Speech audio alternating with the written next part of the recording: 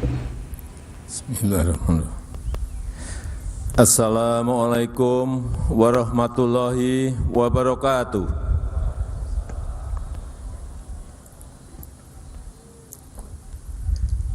Selamat pagi, salam sejahtera bagi kita semuanya. Om Swastiastu, Namo Buddhaya, salam kebajikan. Salam Pancasila.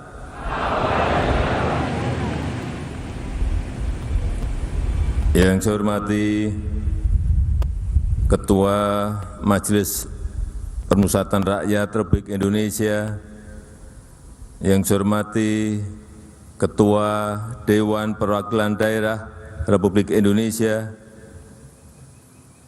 yang saya hormati Ketua Komisi Yudisial Republik Indonesia, yang saya hormati para Menteri Kabinet Indonesia Maju, Panglima TNI dan Kapolri, dan Kepala BIN, yang saya hormati Kepala BPIP dan seluruh jajaran yang hadir, yang saya hormati Gubernur Riau, Wali Kota Dumai, serta para wali kota dan bupati yang hadir, yang saya hormati seluruh tokoh masyarakat seprovinsi Riau, yang saya hormati Dirut Pertamina beserta seluruh jajaran, hadirin dan undangan yang berbahagia. Kita patut bersyukur bahwa negara kita Indonesia tetap kokoh,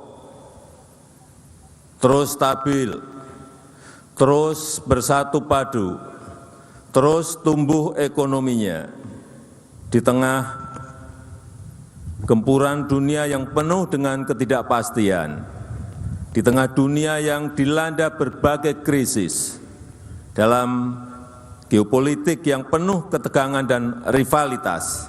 Kita harus selalu optimis karena kita punya Pancasila yang memandu arah bangsa, karena kita punya modal sosial dan modal budaya yang kokoh, karena kita punya sumber daya manusia, dan kita punya sumber daya alam yang melimpah.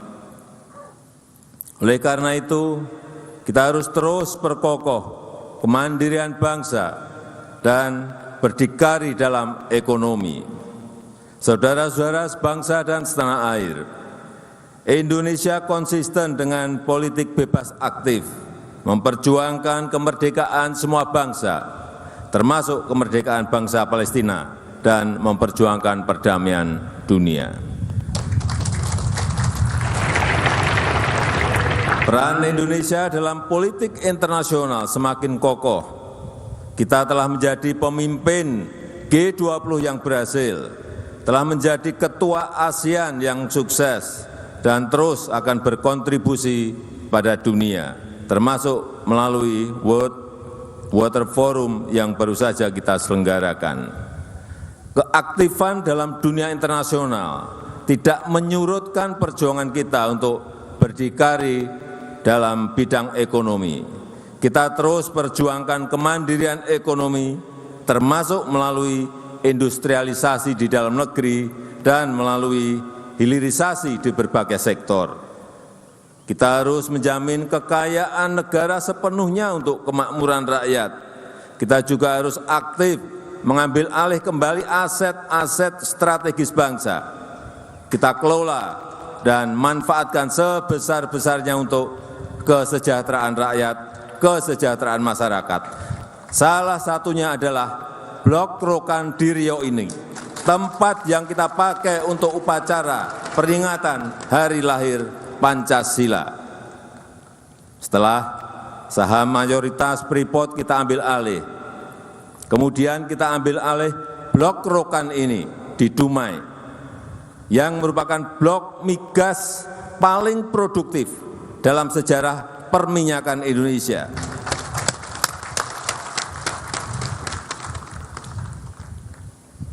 Yang sudah dikelola perusahaan asing Caltex dan Chevron selama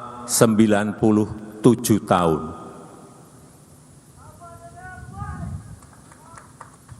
Kita harapkan kehadiran Pancasila sebagai pembebas dari ketergantungan kita pada pihak asing.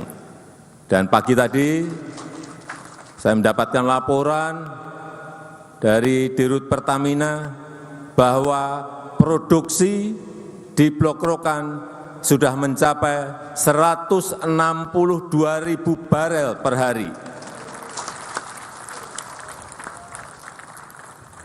Ini lebih tinggi dari saat dikelola oleh Caltech maupun Chevron, dan merupakan 25% dari seluruh produksi nasional Indonesia. Jadi Blok Rokan ini adalah blok paling besar. Freeport dan Blok Rokan hanyalah sedikit contoh dari semangat dan upaya kita untuk kedaulatan politik dan kemandirian ekonomi, untuk mengamalkan Pancasila dalam kehidupan nyata, membangun ekonomi yang berpihak pada kepentingan nasional, berdiri di atas kekuatan kita sendiri. Saudara-saudara sebangsa dan setanah air, selain itu kita juga ikut terus berupaya dalam gerakan dunia menuju ekonomi hijau. Pilihan ini tentu bukan karena kita ingin ikut-ikutan, tetapi karena kita mempunyai kekuatan besar, karena kita punya daya saing tinggi dalam ekonomi hijau.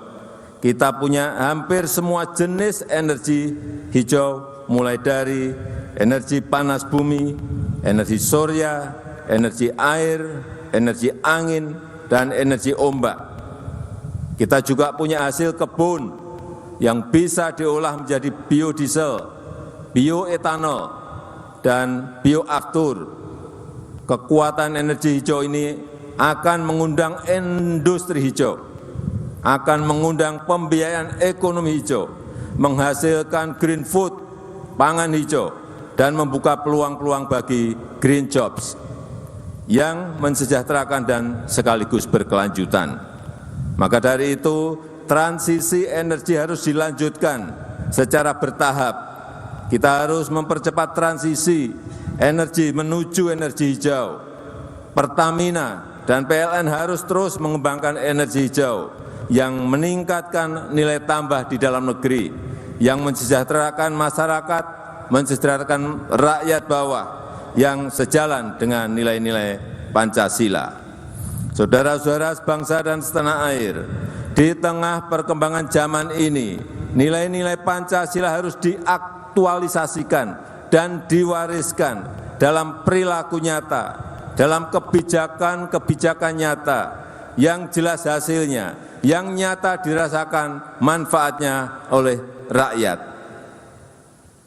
Kini demografi Indonesia didominasi oleh generasi Y, generasi milenial, generasi Z, Gen Z, dan generasi Alpha.